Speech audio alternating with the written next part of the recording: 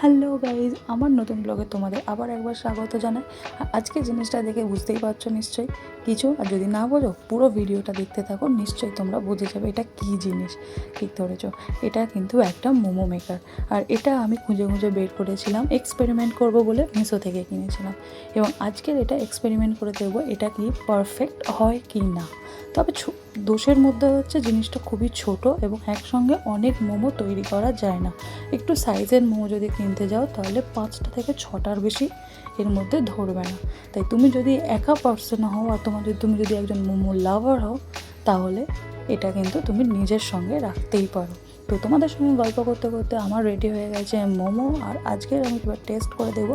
খুব বেশি সময় লাগে না, গরম জল একটু কড়াতে দিয়ে তার উপরে বসিয়ে দিতে হয়। নিচে 3টে ওই রাখার জায়গা থাকে যাতে জলের সঙ্গে অ্যাটাচ না হয়। তো আমার রেডি হয়ে গেছে মোমো, এবং মোমো দেখবো এবার। আমি আজকে 6টা বানিয়েছিলাম। অ্যাকচুয়ালি চিকেন খাওয়ার জন্য এনেছিলাম, তার থেকে একটা নিয়ে বাদরামো মারতে গিয়ে চিকেন স্টাফিং দিয়ে বানিয়ে ফেলেছি মোমো।